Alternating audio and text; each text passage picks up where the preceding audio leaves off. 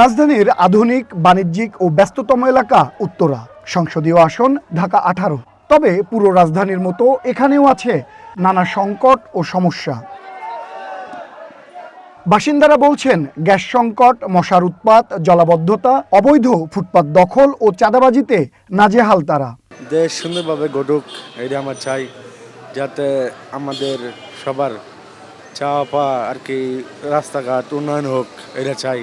জলাবদ্ধতা নিরসনের জন্য এক নম্বর কাজ করতে হবে, কারণ এই এলাকার যতগুলো আছে আপনার আশেপাশে যা আছে সবগুলো পানির নিচে থাকতো। এখন একটা আপনার সুয়ারেজ লাইন করা হয়েছে, আশেপাশে ভিতরে অলিগলি রাস্তাগুলো এখন পর্যন্ত কমপ্লিট করে না। যেই নির্বাচিত হোক, ধরেন XYZ যেই হোক, ধরেন এখানে বিভিন্ন প্রার্থীরা নির্বাচন করতেছে, যেই আসুক সর্বপ্রথম এই এলাকা থেকে মাদক নির্মূলের ব্যবস্থাটা তার নিতে হবে।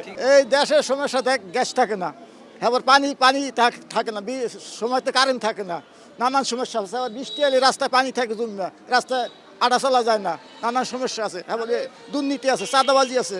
আমরা চাই 1 নম্বর হচ্ছে চাঁদামুক্ত বাংলাদেশ, দুর্নীতিমুক্ত বাংলাদেশ। প্রার্থীরা প্রতিশ্রুতি দিচ্ছেন, উত্তরার উন্নত ও অবহেলিত অংশের সবাই যেন সমান নাগরিক সুযোগ সুবিধা পান তা নিশ্চিত করা হবে। এজন্য উত্তর সিটি সহ সেবাদানকারী সব সংস্থার সাথে সমন্বয় করার কথাও বলছেন তারা। সবচেয়ে বড় সমস্যা করে আছে সেটা হলো চাঁদাবাজি। এটা মানে কোনো বিচ্ছিন্ন সমস্যা না, প্রায় সবগুলো শহরে আজকে তো মফস্বলেও চাঁদাবাজি শুরু হয়েছে। এটার জন্য সরকারি খুবই কড়া হওয়া দরকার, আইন সেরকম করে থাকা দরকার, তার প্রয়োগ থাকা দরকার। এটা আমরা সেরকম করে বলতে পারি। আর ধরেন আমি যদি এখানকার MP হই, তাহলে আমি জনগণকে বলবো যে আপনারা ঐক্যবদ্ধভাবে এটার প্রতিরোধ করেন। চাঁদাবাজি যেরকম হচ্ছে, জলাবদ্ধতা, মানে এগেন একটা টোটাল সিটি প্ল্যানিং, এই যে পয় নিষ্কাশন, পানি নিষ্কাশন, জলাবদ্ধতা দূর করবার পরিকল্পনা নির্ভর করে। এইটা MP সাহেবের কাজের মধ্যে পড়বে কিনা আমি জানি না, এটা মোস্টলি সিটি কর্পোরেশন হওয়া দরকার। তো এই ধরনের কাজের জন্য আমি মনে করি যে একটা সমন্বিত পরিকল্পনার জন্য যিনি MP হবেন তিনি সরকারের সাথে বা সংশ্লিষ্ট কর্তৃপক্ষের সাথে বসে কথা বলে এটা নিষ্পত্তি করতে পারবেন।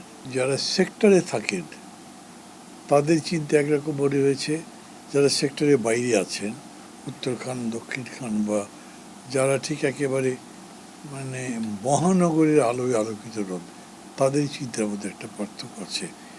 দুই জায়গায় দুই রকম চিন্তা করতে হবে। সম্ভবত দুটো জায়গার সমন্বিত কোনো প্রোগ্রাম নেওয়া যাবে বলে আমার মনে হচ্ছে না। আমি দুটোর একটা সমন্বয় করবার চেষ্টা করব। এদিকে ভোটের আগে ব্যস্ত সময় পার করছে এই আসনের প্রার্থীরা। প্রতিটি অলিতে গলিতেই ভোটারদের দরজায় দরজায় যাচ্ছেন তারা, দিচ্ছেন নানা প্রতিশ্রুতি, চাইছেন ভোট। বলছেন, জনপ্রতিনিধিত্বের সুযোগ পেলে নাগরিক সেবাকেই তারা প্রাধান্য দেবেন। আমার ঢাকা 18 আসনে স্পেশালি যে এই সেবাগুলো পেতে পারে তার জন্য প্রয়োজনীয় সংসদে বিল এনে আমরা সেই কাজগুলো করার চেষ্টা করব। আমরা একদিনে পারবো না। এই গত 17 বছর যদি তারা 5% করেও সেবা দিত, তো ইতিমধ্যে 85% সেবা হয়ে যেত। যে যারা ব্যবসা করে, এই পেটে তাদের তো খাবার আছে, তারা তো খাবারের জন্য বিজনেস করে। আমরা বহির্বিশ্বের সাথে তাল মিলিয়ে অন্যান্য হলিডে মার্কেট আছে, ওপেন মার্কেট আছে, এই সমস্ত জায়গায় কিন্তু আমাদের উত্তরাতে আছে। আমরা যদি সে সমস্ত ওপেন মার্কেট করে, হলিডে মার্কেট করে আমাদের এই ক্ষুদ্র ব্যবসায়ীদের তাদের একটা জায়গা আমরা ব্যবস্থা করতে পারি, তাহলে তো তারা অটোমেটিকলি ফুটপাথ থেকে উঠে যাবে।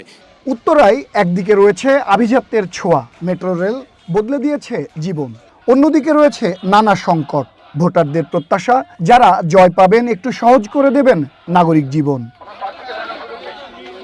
সৌরভ নূর, ওয়ান নিউজ, ঢাকা।